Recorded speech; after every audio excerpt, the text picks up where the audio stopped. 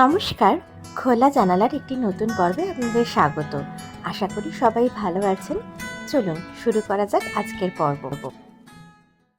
গরমকাল আসার সাথে সাথেই এসে পড়ে পয়লা বৈশাখ, আর তখনই মনে হয় বাড়ির সাজসজ্জাগুলোকে একটু বদলে ফেলি, যাতে চোখের আরামের সাথে সাথে একটু মনেরও স্বাদ বদল হয় আর মনটাও ভালো থাকে।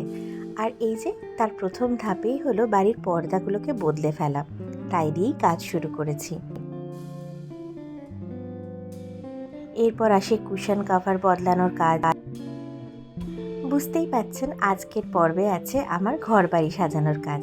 আর এই যে দেখুন, টুকটাক বদলেই ঘরের একটা কোণা কত ঝলমলিয়ে হেসে ওঠে।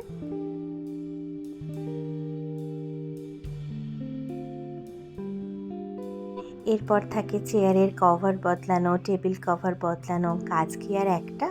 তাই টুকটুক করে সারা সপ্তাহ জুড়েই চলতে থাকে আমার এই ঘর বাড়ির সাজ বদলানোর কাজ।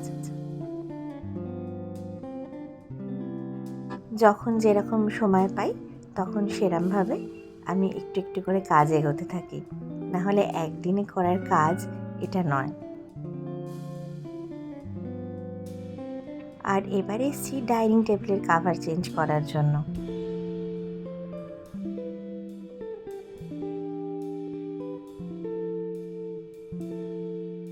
সামান্য একটু রদবদল আনলেই পুরো ঘরের চেহারাটাই বদলে যায়।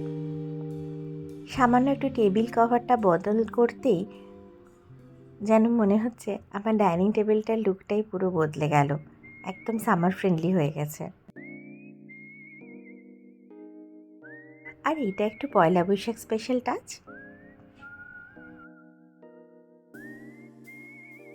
তার উপরে কিছু রোজকার ব্যবহার করা টুকটাক জিনিস।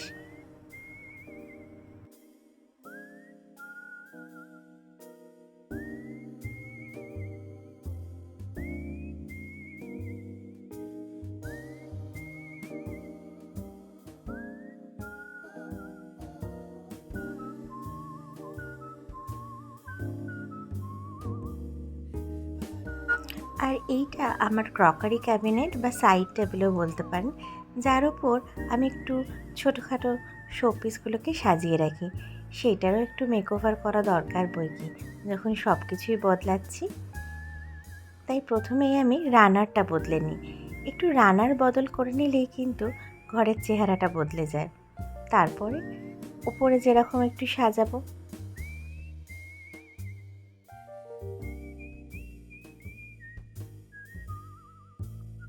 আর যেহেতু এটা গরমকালের বা সামার ফ্রেন্ডলি একটু লুক দেওয়ার চেষ্টা করেছি, তাই সব কিছু একটু সুদিং কালার।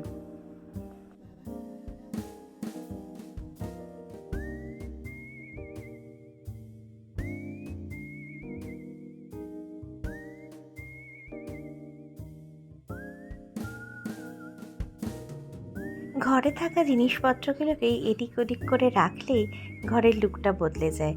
আমি সেই কাজই প্রত্যেকবার করি, এদিককার জিনিস ওদিক করি আর ওদিককার জিনিস এদিকে পাঠাই। তাতেই কিন্তু ঘরটাকে প্রত্যেকবার নতুন বলে মনে হয়।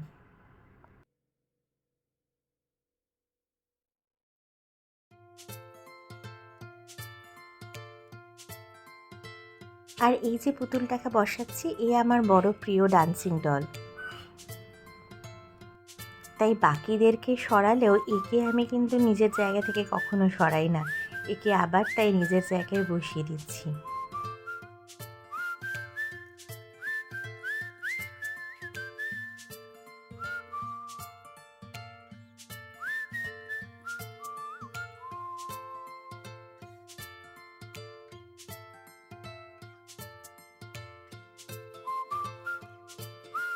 আর যে কোনো জায়গায় একটু ফুল বা একটু ল্যাম্পশেড রাখলে কিন্তু সেই জায়গাটার লুকটাই পুরো বদলে যায়। তাই আমি যে কোনো জায়গায় চেষ্টা করি একটু আসল ফুলই রাখতে। কিন্তু সবসময় তো আর আসল ফুল পাওয়া যায় না, তাই কখনো কখনো একটু আর্টিফিশিয়াল ফুল দিয়েও কাজ চালাতে হয়।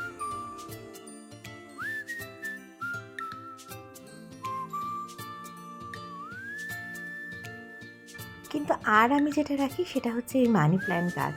এটা আমার বাড়িতেই হয়, তাই যখন যেরকম দরকার ফুল না পেলে আমি এই মানি প্ল্যান্ট গাছের একটি টুকরো ডাল নিয়ে এসে বসিয়ে রাখি।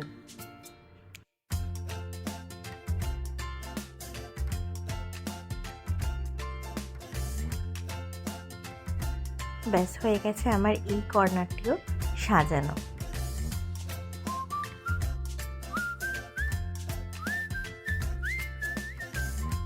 এবার বাকি আছে আমার বসার জায়গাগুলোকে একটু বদলে নেওয়ার কাজ।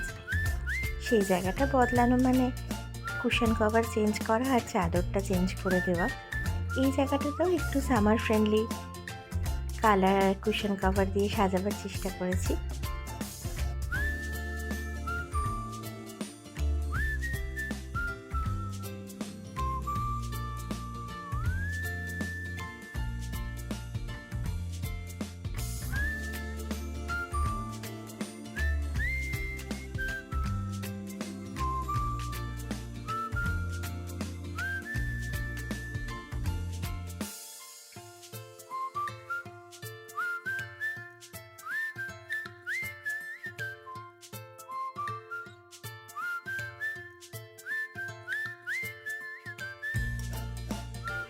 এই যে একটু সামান্য কুশন কভার বদলালে আর একটা থ্রো বদলে দিলে একটা জায়গার লুক যে কীরকম চেঞ্জ হতে পারে সেটা না দেখলে বা নিজে হাতে না করলে বোঝা যায় না। আমার সোফাটাও রেডি হয়ে গিয়েছে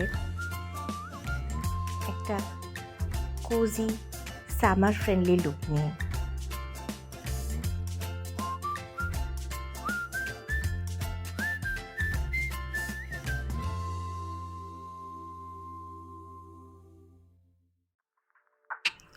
বাকি আছে আমার সেন্টার টেবিলটা, সেটাও টুকটাক একটু জিনিসপত্রগুলো বদলে নেব।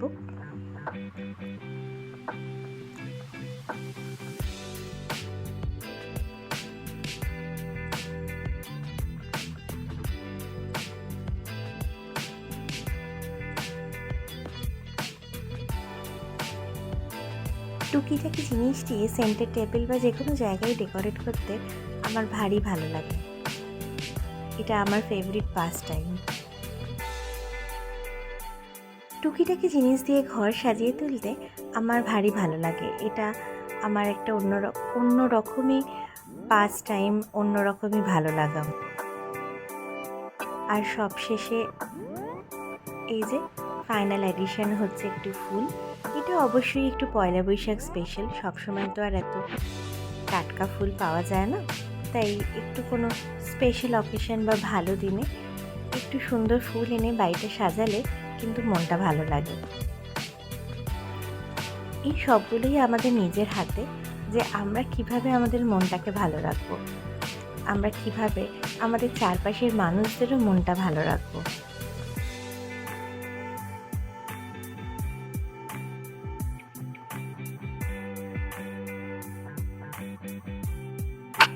যে কোনো স্পেশাল অকেশনে বা ভালো দিনে একটা সুন্দর সেজে ওঠা বাড়ি দেখতে কিন্তু আমার মনে হয় যে কোনো মানুষেরই খুব ভালো লাগে।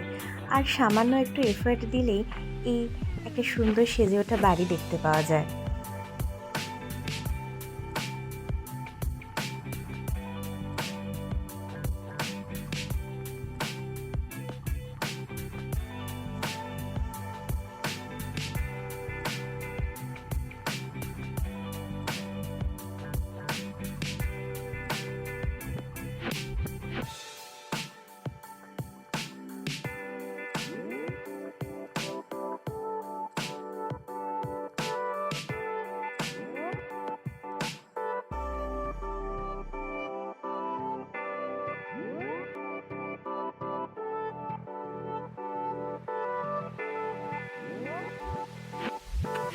এবারে আমি ফুলদানিগুলোকে বসিয়ে দিয়েছি যার যার জায়গায়। আজ পয়লা বৈশাখ, তাই সকালবেলা উঠেই পুজো সেরে নিয়েছি। পুজোর জন্য পুজোর জায়গার এই আসন পাতা, ঠাকুরকে পরিষ্কার করা, গোপালের নতুন জামা মিষ্টি দিয়ে সকাল সকাল পুজো সেরে নিয়েছি।